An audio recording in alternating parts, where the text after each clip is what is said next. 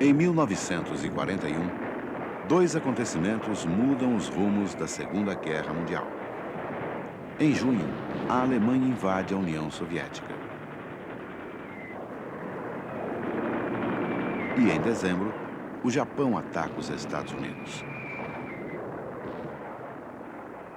As entradas da União Soviética e dos Estados Unidos no conflito trarão mudanças definitivas para os rumos da guerra e para as relações internacionais depois de 1945. Costuma-se pensar 1942 como o ano em que a situação da guerra teria virado a favor dos aliados. Mas existem outros marcos cronológicos relevantes. Em 1941, ocorrem transformações importantes. A invasão do território soviético e a reação dos russos mostra que a União Soviética não mais poderia ser ignorada na correlação de forças mundiais. O ataque japonês a Pearl Harbor e a entrada dos Estados Unidos na guerra mudam os rumos das relações internacionais. A Europa perde a posição de centro do mundo e de principal referência política no cenário internacional. Portanto, em 1941, a geopolítica mundial já está sendo redefinida.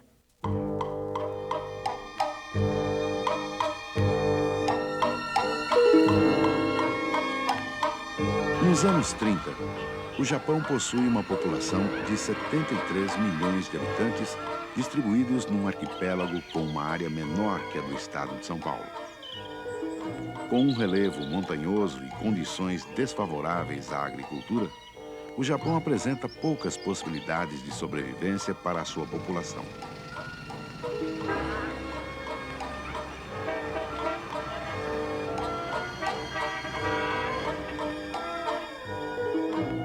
A cultura tradicional japonesa tem três componentes. Um componente nacional, que seria o xamanismo japonês, ou seja, o culto dos antepassados divinizados e das forças da natureza. Um componente chinês, que é o confucionismo, a filosofia política.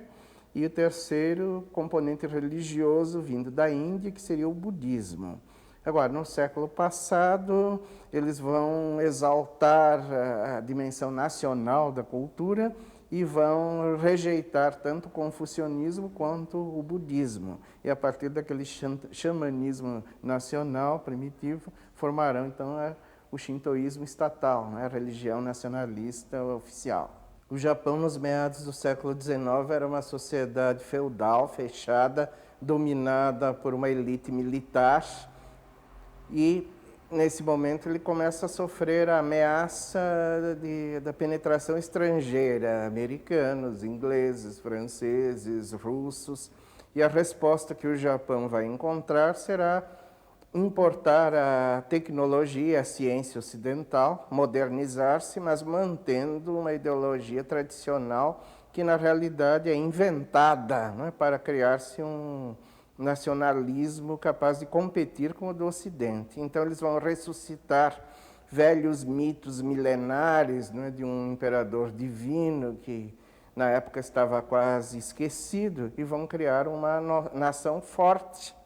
E a educação primária vai ser mobilizada para criar um espírito nacionalista, inclusive de superioridade racial frente ao ocidental branco, né? O mito de um Japão divino e invencível, né? E com isso o Japão vai imitar o Ocidente imperialista. Ele vai começar a sua própria corrida imperialista, conquistando colônias, né? Primeiro a ilha de Formosa, depois a Coreia, depois a expansão na própria China, a conquista da Manchúria, né? E o Japão vai competir com o Ocidente na corrida colonialista e imperialista.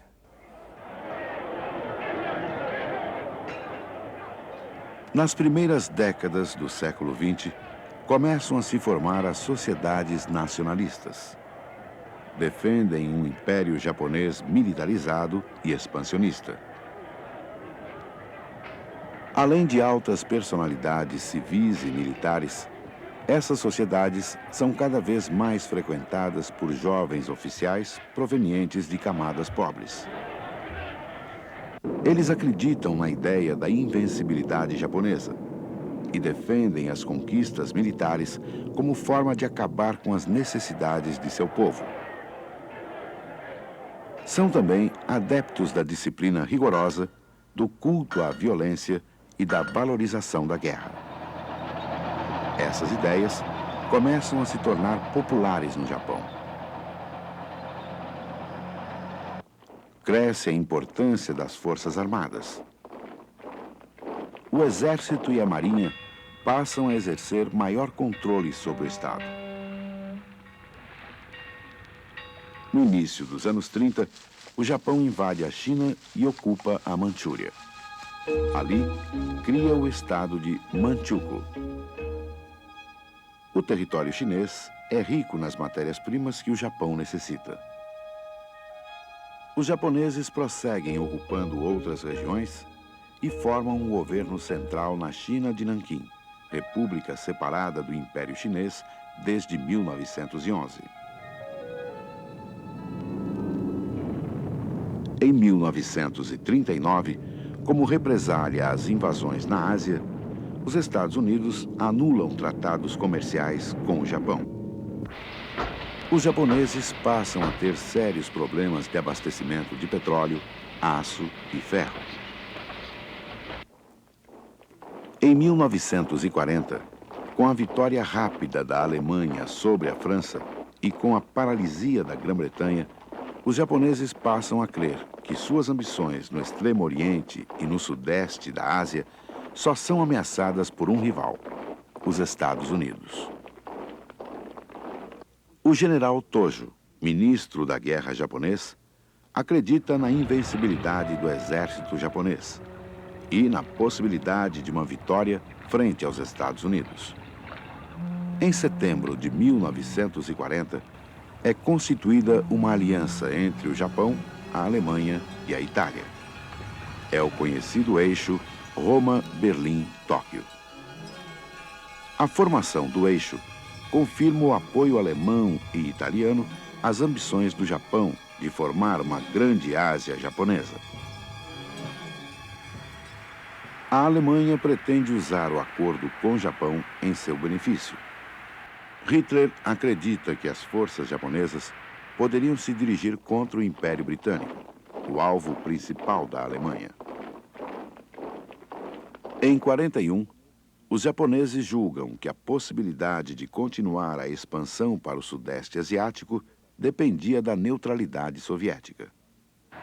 É importante manter a paz com a União Soviética para dar continuidade à política expansionista. Os japoneses não querem lutar em dois frontes poderosos.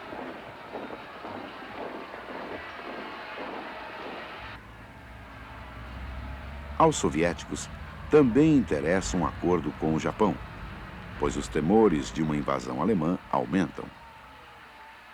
Em abril, o líder soviético Iosif Stalin e o ministro das Relações Exteriores do Japão, Yosuke Matsuoka, assinam o Pacto Nipo-Soviético de Não Agressão. A expansão japonesa prossegue. A partir do estado de Manchukuo, o Japão realiza conquistas no sul da China. Toma a Tailândia e a parte norte da Indochina francesa, atual Vietnã, Camboja e Laos. Corta a rota da Birmânia, atual Mianmar, e passa a fazer pressão sobre as Índias holandesas, atual Indonésia. Esta expansão permite ao Japão o acesso às fontes de matérias-primas da Malásia e da Indonésia. A reação não tarda. A Inglaterra e os Estados Unidos se articulam para defender a China e as Índias Orientais contra a política expansionista do Japão. Em outubro de 41, os extremistas assumem o comando do Japão. O ministro da Defesa, general Tojo, é nomeado primeiro-ministro. O general Tojo toma posse com a firme resolução de continuar a expansão e a acabar com a resistência chinesa. O choque com os Estados Unidos torna-se iminente. De um lado, o Japão desejando formar um império na Ásia Oriental. Suas conquistas atingem colônias da Inglaterra, da França e da Holanda. E de outro lado, os Estados Unidos participando veladamente da guerra com o envio de material bélico para a Inglaterra e seus aliados. Sua indústria trabalhava concentrada na produção de armamentos. Mas as invasões do Japão cortam o suprimento de matérias-primas básicas para a indústria bélica. Pode-se pensar que a entrada dos Estados Unidos na guerra não seria interessante para a Alemanha. Com a invasão da União Soviética, Hitler criava mais um fronte e mais um inimigo poderoso. Mas as alianças entre a Alemanha e o Japão, o pacto Roma-Berlim-Tóquio, deixam Hitler sem alternativa. Se o Japão entrasse em guerra com os Estados Unidos, a Alemanha entraria ao lado dos japoneses. Para os Estados Unidos, o crescimento do Império Japonês no Extremo Oriente era nocivo. Uma importante área estratégica fora do controle norte-americano ameaçava suas ambições de domínio. Se a expansão territorial do Japão é vista como uma agressão, o corte dos suprimentos e o congelamento dos bens japoneses pelos Estados Unidos são igualmente uma provocação. Assim se desenhava o quadro geopolítico no final de 1941. No próximo bloco, os Estados Unidos na era Roosevelt. As negociações diplomáticas são ineficazes. O Japão ataca Pearl Harbor. A reação americana e a propaganda anti-japonesa.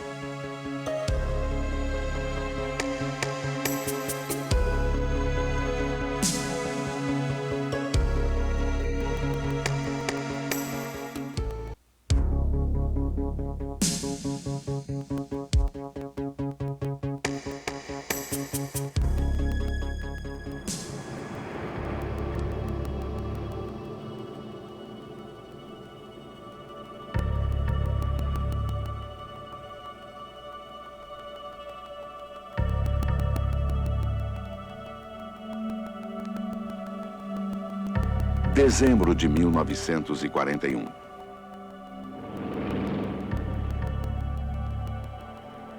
O Japão ataca a base norte-americana de Pearl Harbor, no Havaí.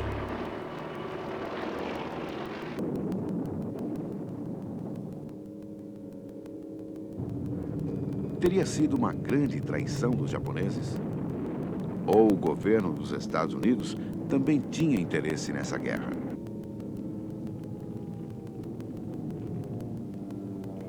É preciso compreender a situação dos Estados Unidos no começo da Segunda Guerra Mundial. Estamos na era Roosevelt, iniciada em 1933, quando Franklin Delano Roosevelt assume o poder pela primeira vez. Se o presidente Roosevelt tirou os Estados Unidos da depressão econômica, ele também foi responsável pelo fim de sua neutralidade política.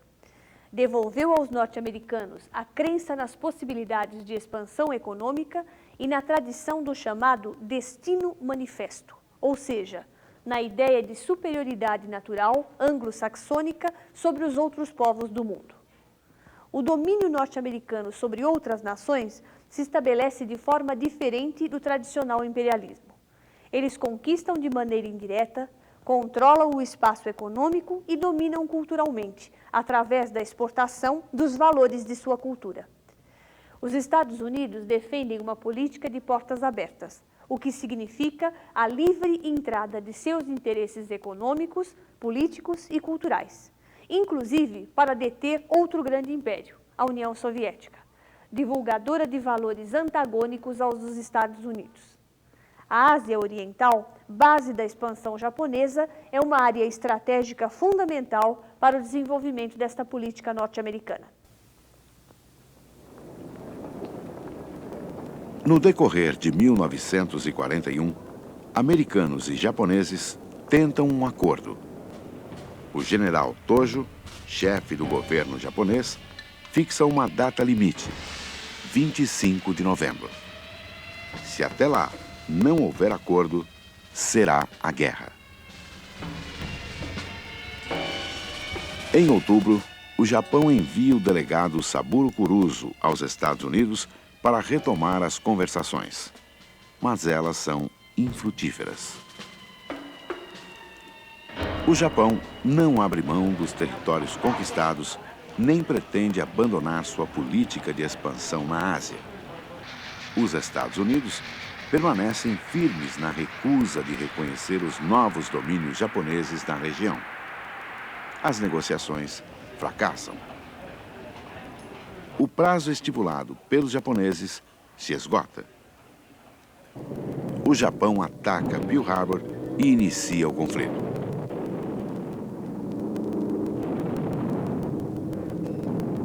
Mas o que pensavam os norte-americanos naquele momento? Queriam a guerra? Ou preferiam manter-se de fora? Parece certo que o presidente norte-americano soube do ataque japonês com antecedência, mas nada fez para evitá-lo. Desde 1940, os serviços de contra-espionagem dos Estados Unidos haviam conseguido decifrar os códigos japoneses. As mensagens eram interceptadas e decifradas com muita rapidez. Roosevelt teria sido favorável à entrada dos Estados Unidos na guerra, como sugere este cartoon. O ataque surpresa a Pearl Harbor teria servido à política do presidente para convencer a população.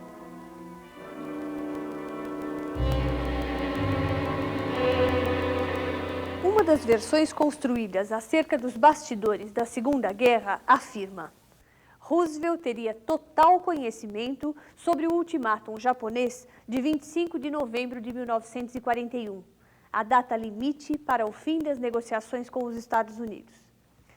Se esta hipótese se sustenta, pode-se pensar que o governo dos Estados Unidos trabalhou para forçar o ataque japonês. Mas por quê? Em primeiro lugar, porque a população norte-americana ainda se dividia. Havia uma oposição às simpatias de Roosevelt pela entrada na guerra. Uma agressão japonesa poria fim a estas discussões. E, em segundo lugar, porque o ataque japonês reforçaria a ideia de traição e a imagem construída do oriental como dissimulado, em oposição à construção de uma imagem de um norte-americano bondoso e ingênuo. Seja qual for a versão escolhida, é importante levar em conta a construção destas hipóteses. Os Estados Unidos vivem a chamada Era Roosevelt. Franklin Delano Roosevelt é o presidente desde 1933, quando assumiu em plena Grande Depressão. Sua política de recuperação econômica da nação, o New Deal, dá certo. O país volta a crescer e Roosevelt ganha sucessivas eleições.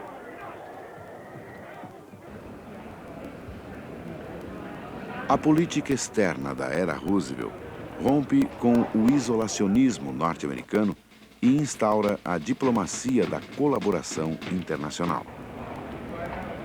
Em 1934, com a expansão japonesa, Roosevelt reestabelece relações diplomáticas com a União Soviética. Em 1939, com o início da guerra na Europa, as leis de neutralidade são abandonadas em benefício da Grã-Bretanha e de seus aliados. Uma nova legislação permite ao presidente liberar aos aliados material de guerra sem pagamento. Paralelamente, os Estados Unidos desenvolvem uma política de relações com a América Latina. A política da boa vizinhança, como ficou conhecida, é uma forma de estabelecer sua influência na região. Hollywood e os estúdios Disney são acionados para reforçar essa influência. Nas telas de Hollywood, a brasileira Carmen Miranda faz sucesso, inclusive ao lado de Zé Carioca.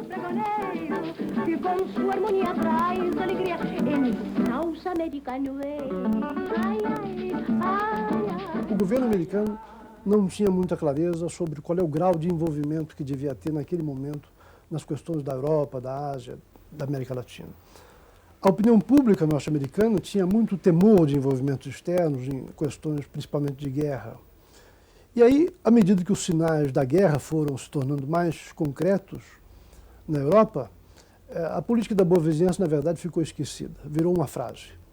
Isto acabou ocorrendo no 1941, mas já no quadro da guerra. Quer dizer, o que muda, de fato, as coisas é o ataque japonês a Pearl Harbor, que ocorre em dezembro de 41.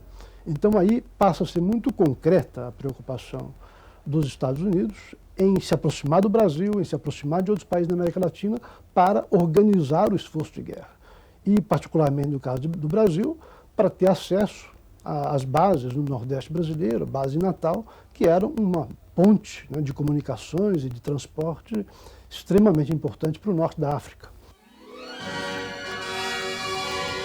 Para o povo norte-americano, a era Roosevelt representa a volta da confiança no país. A política externa intervencionista reforça o ideal de uma superioridade anglo-saxônica. A era Roosevelt é principalmente a consagração dos ideais do American Way of Life.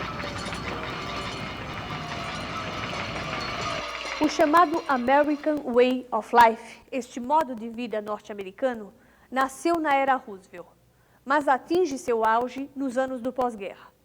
O término da guerra multiplica enormemente a área de influência dos Estados Unidos e também o seu poder de fogo. O historiador Marc Ferrot, um estudioso do cinema, analisa as fases de evolução da filmografia norte-americana. Ao momento do mito do pioneiro, onde o conquistador do Oeste luta contra o impiedoso e selvagem indígena. Mocinho versus bandido. Há a fase da valorização dos ideais progressistas dos Yankees do Norte contra os pensamentos retrógrados dos fazendeiros do Sul, relacionada com a vitória nortista na Guerra da Secessão. E há a extensa lista dos filmes de guerra. Os bondosos, belos e fortes norte-americanos vencem os frios alemães e os dissimulados e traiçoeiros japoneses.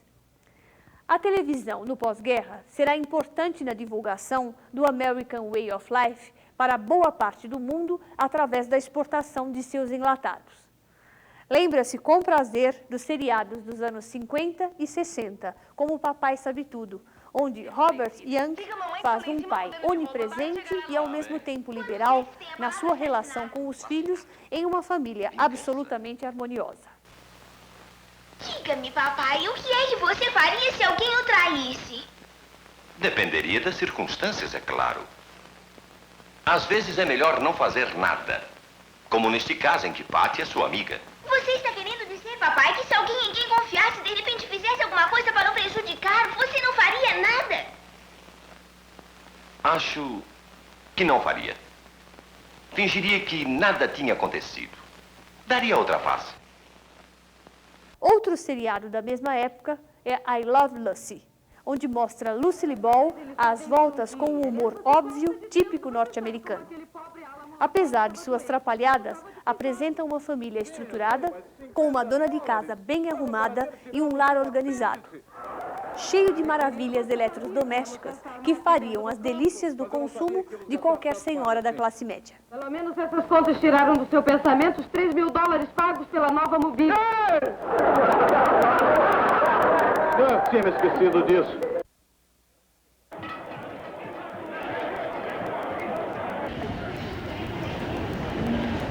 Antes do ataque japonês, em 1941, a população dos Estados Unidos está dividida.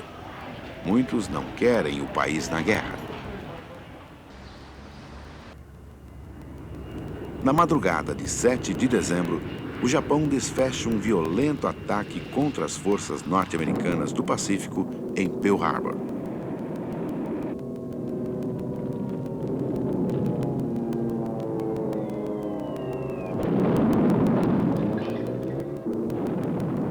Os Estados Unidos declaram guerra ao Japão.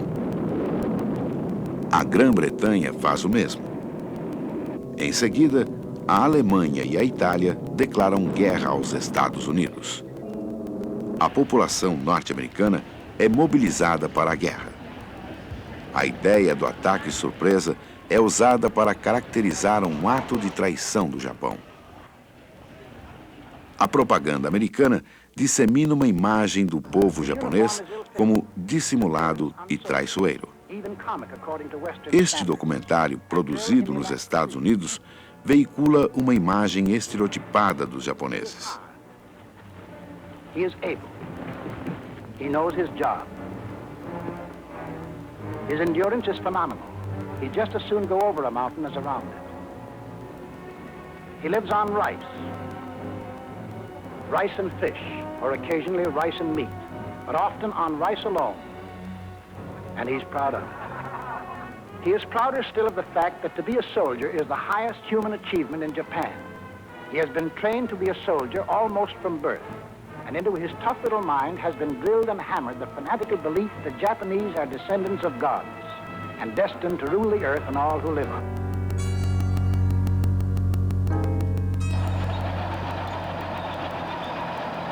Em 1941 é o ano em que a Segunda Guerra toma um novo rumo.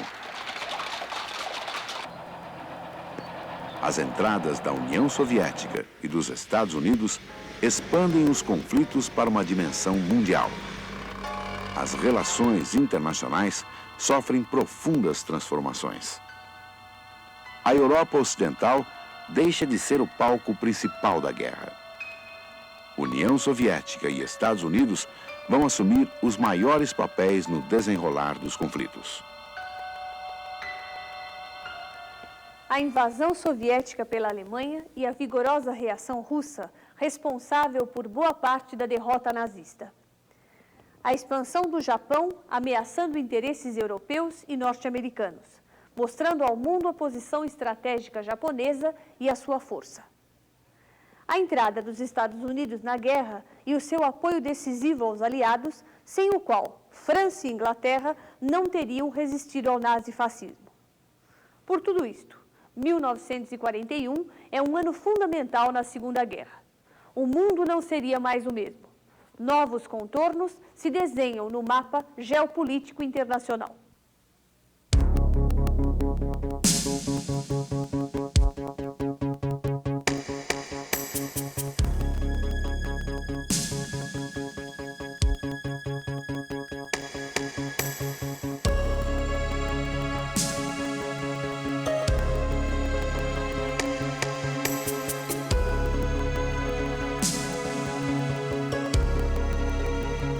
No próximo programa, os Estados Unidos pressionam o Brasil a entrar na guerra. Getúlio Vargas e o Estado Novo. FEB, soldados brasileiros entram na Itália.